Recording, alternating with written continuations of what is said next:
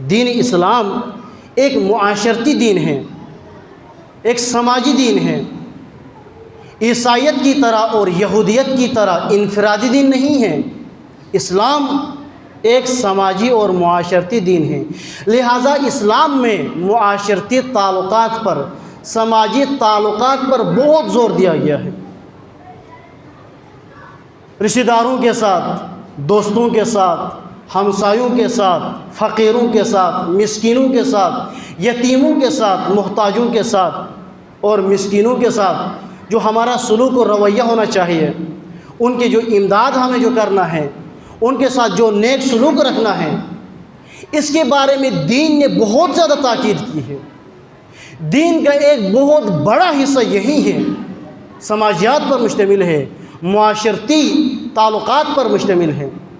لیکن دیکھا جائے، عملاً دیکھا جائے تو دیندار اور مسلمان جتنے ہیں ان میں اکثریت کے ذہنوں میں، اکثریت جو مسلمان ہیں ان کے ذہنوں میں یہ تمام چیزیں دین کا حصہ نہیں ہے، یہ دنیا داری ہے۔ دین ان کے نزدیک صرف نماز اور روزہ اور چند عبادات کے اندر محدود ہے۔ یہ یتیموں کی پرورش کرنا، ہمسایگان کے ساتھ حسن سلوک اختیار کرنا، محتاجوں کا مدد کرنا، یہ گویا دین ہی نہیں ہے۔ یہ اپنی ذمہ داری بھی نہیں سمجھتے، یہ اپنی ذمہ داری بھی نہیں سمجھتے۔ کس کی ذمہ داری سمجھتے ہیں؟ یہ ویلفیئر اداروں کی ذمہ داری سمجھتے ہیں۔ یہ جو ویلفیئر ادارے ہیں وہ ان یتیموں کی پرورش کریں، ویلفیئر ادارے ان محتاجوں کی احتیاج دور کریں، ویلفیئر ادارے ان فقیروں کی مدد کریں۔ ہماری ذمہ داری تو نہیں ہے۔ یاد رکھیے، دین اسلام میں ویلفیئر اداروں کی کوئی تصور نہیں ہے۔ دین اسلام میں ویلفیئر اداروں کی کوئی تصور نہیں ہے۔ کیوں؟ اس لیے کہ اسلام ویلفیئر کا جو کام ہے وہ ہر بندہ مومن کی ذمہ داری قرار دیتا ہے، لہٰذا الگ سے ادارے بنانے کی ضرورت ہی نہیں ہے۔ یہ مغربی سوسائٹی کے اندر ضرورت پیش آتی ہے، چونکہ مغربی سوسائٹی کے اندر لوگوں کے فرائض میں یہ شامل نہیں ہے کہ آپ بھوکے کو کھانا کھلانا ہے، آپ نے پیاسے کو پانی پلانا ہے، آپ نے یتیم کی خدمت کرنی ہے۔ یہ انفرادی ذمہ داریاں نہیں ہیں، لیکن اسلام میں یہ فرد کی ذمہ داری ہے۔ مغرب میں یہ فرد کی ذمہ داری نہیں ہے، بلکہ ویلفیئر اداروں کی ذمہ داری ہے، لیکن اسلام میں یہ فرد کی ذمہ داری ہے۔ اس پر ایک اہم ترین شاہد مولا کی یہی وصیت نامہ ہے۔ مولا فرماتے ہیں، اوصیکما وجمیع ولدی واہلی ومن بلغہ کتابی، میں آپ دونوں کو، اپنے اہل و عیال کو اور اپنے تمام اولاد کو اور جس تک یہ میری وصیت پہنچ جائے ان سب کو وصیت کرتا ہوں۔ فرماتے ہیں، بتقوی اللہ و نظم امرکم، آپ سب کو میں تقوی الہی کی وصیت کرتا ہوں اور اپنے امور کو منظم کرنے کی وصیت کرتا ہوں۔ تیسری چیز جس کے بارے میں مولا وصیت فرماتے ہیں، وصلاح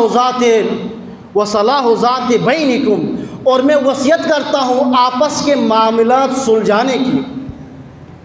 فإنی سمعت جدکم رسول اللہ صلی اللہ علیہ وآلہ یقول صلاح ذات البین افضل من عامت الصلاۃ والصوم۔ میں نے رسول اللہ سے سنا ہے کہ آپس کے معاملات کو سلجھانا، آپس کے تعلقات کو بحال کرنا ایک سال کی عبادت کو روزے سے افضل ہے۔ قرآن مجید میں سورہ رعد میں جنتیوں کی صفات بیان ہوئی ہیں، جو جنت جائیں گے ان کی خصوصیات کیا ہیں۔ الذین یصلون ما امر اللہ بہ ان یوصل بہ، یہ وہ لوگ ہیں کہ جو اس تعلق کو جوڑ دیتے ہیں جس کو جوڑنے کا حکم اللہ نے دیا ہے۔ اللہ نے بہت سے تعلقات جوڑنے کا ہر بندے مومن کو حکم دیا ہے، تعلقات بنانے کا حکم دیا ہے۔ قطع تعلق کو سب سے بڑا جرم قرار دیا گیا ہے۔ قطع تعلق کے جو نقصانات تھے اور صلہ رحمی کے جو ثمرات تھے روایات میں ہیں کہ جو صلہ رحمی کرتا ہے اس کی عمر بڑھتی ہے، جو صلہ رحمی کرتا ہے اس کے رزق میں اضافہ ہوتا ہے، جو قطع رحم کرتا ہے رشتہ داروں سے، بھائیوں سے، عزیزوں سے، اقربا سے تعلق کاٹ کر الگ تھلگ ہو کر زندگی گزارتا ہے، اس کی عمر کم ہو جاتی ہے، رزق میں تنگی آ جاتی ہے، اور بہت سی چیزیں بیان ہوئی ہیں۔ صلہ رحمی انسان کو جنت پہنچا دیتی ہے اور قطع رحمی انسان کو جہنم پہنچا دیتی ہے۔ اور جنتیوں کی صفت قرآن میں اللہ تعالیٰ نے یہی بیان کی ہے کہ جنتی کون ہے؟ الذین یصلون ما امر اللہ بہ ان یوصل بہ، یہ وہ لوگ ہیں کہ جو اس تعلق کو جوڑ دیتے ہیں جس کو جوڑنے کا حکم اللہ نے دیا ہے۔ تعلقات بعض اوقات توجہ کر یہ بہانہ بناتے ہیں، صلہ رحمی کی جب بات آتی ہے تو میں تو اپنے عزیزوں سے تعلق رکھتا ہوں، میں تو چاہتا ہوں لیکن وہ مجھ سے تعلق نہیں رکھتے، وہ مجھ سے بات کرنا نہیں چاہتے، انہوں نے مجھ سے تعلق کاٹ دیا ہے۔ توجہ کریں، روایت میں ہے ایک دفعہ ایک راوی نے روایت کی ہے، راوی کہتا ہے میں اپنے رشتہ داروں کے ساتھ تعلق پیدا کرنا چاہتا ہوں، ان کے ساتھ صلہ رحمی چاہتا ہوں، لیکن کیا کروں کہ وہ میرے ساتھ تعلق قائم کرنا نہیں چاہتے، انہوں نے قطع تعلق کی ہے، اب آیا میرے لیے بھی جائز ہے کہ میں بھی ان کے ساتھ قطع تعلق کروں؟ امام نے فرمایا دیکھو، اگر انہوں نے آپ کے ساتھ قطع تعلق کی ہے تو آپ بھی قطع تعلق مت کرو، اپنے تعلق کو آپ مت کاٹو۔ کیوں؟ اس لیے کہ جب تک آپ تعلق کو بحال رکھو گے، جب تک آپ ان کے ساتھ مرتبط رہو گے، اللہ تعالیٰ کی رحمت آپ سب کو شامل حال ہوگی اور اللہ تعالیٰ کا تعلق آپ کے ساتھ بھی بحال ہوگا۔ لیکن اگر آپ نے بھی ان کے ساتھ تعلق کاٹ دیا تو اللہ تعالیٰ آپ سب سے اپنا تعلق کاٹ دے گا اور اللہ تعالیٰ کی رحمت سے آپ اور وہ تمام محروم ہو جائیں گے۔ اگر آپ نے بھی تعلق کاٹ دیا، اگر آپ نے تعلق نہ کاٹا، اگر صلہ رحمی آپ نے جاری رکھی تو آپ کے وساطت سے اللہ تعالیٰ ان پر بھی اپنی رحمت جاری رکھتا ہے۔ اگر آپ نے تعلق کاٹ دیا تو آپ سب محروم ہو جائیں گے رحمت پروردگار سے۔ مولا فرماتے ہیں وَاصْلَاحُ ذَاتِ بَيْنِكُمْ، میں وصیت کرتا ہوں آپ کو آپس کے تعلقات کو سلجھائے رکھو۔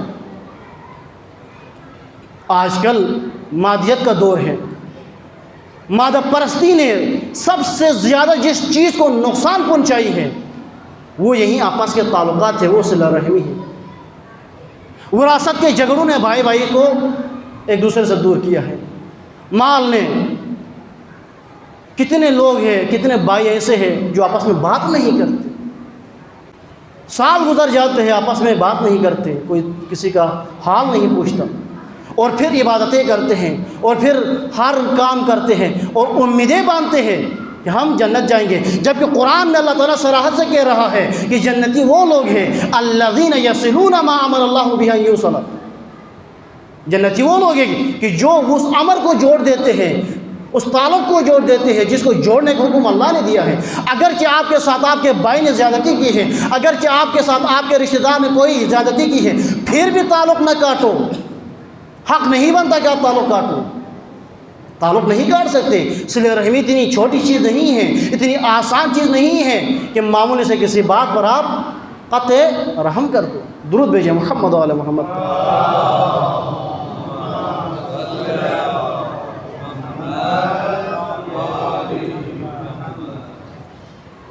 تیسری چیز جس کی مولا امیر المومنین صلی اللہ علیہ وسلم وصیت فرما رہے ہیں واللہ واللہ فی جیرانکم، مولا فرماتے ہیں آخری وقت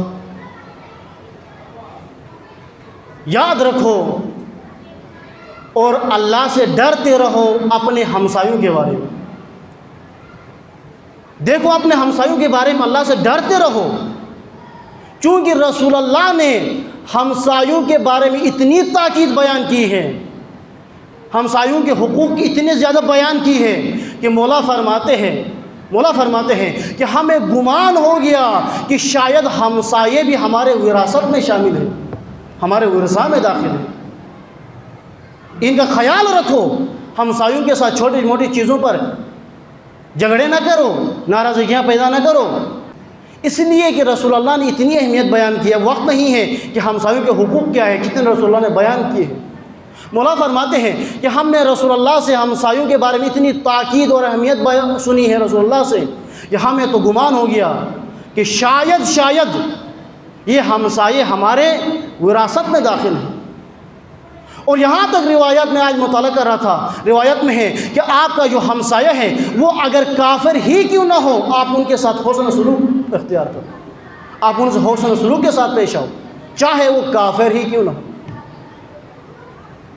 ہمسایہ اگر کافر ہے یا ہمسایہ اگر سنی ہے تو اس بنیاد پر آپ ان کو ستا نہیں سکتے، آپ ان کو اذیت نہیں دے سکتے، آپ ان سے قطع تعلق نہیں کر سکتے۔ علی بن یقین روایت کرتے ہیں امام موسیٰ کاظم علیہ السلام سے،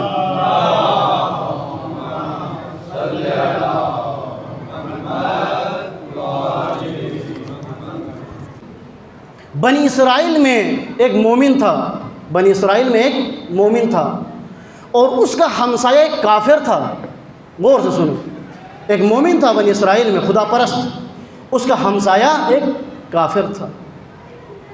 اگرچہ وہ کافر تھا مگر نیک سیرت بندہ تھا، اپنے ہمسایوں کے ساتھ بہت اس کے تعلقات اچھے تھے، سلوک اچھا تھا۔ وہ کافر مر گئے، اللہ تعالیٰ نے اس کافر کو جہنم میں برزخ عطا کی، جہنم میں برزخ عطا کی۔ جہنم میں برزخ عطا کی سے مراد یہ ہے کہ جہنم میں ایک ایسا مقام اس کو عطا کیا کہ ایسی جگہ پر اس کو رکھا کہ جہاں پر جہنم کی آگ اس کو چھوتی نہیں تھی، جس طرح عالم برزخ میں جہنم والا عذاب نہیں ہوگا۔ جہنم میں اس کے لیے، چونکہ کافر تھا جہنمی تھا، لیکن جہنم میں اس کے لیے ایک ایسی جگہ مقرر کی کہ جہاں پر نار جہنم کی آگ اس سے دور تھی۔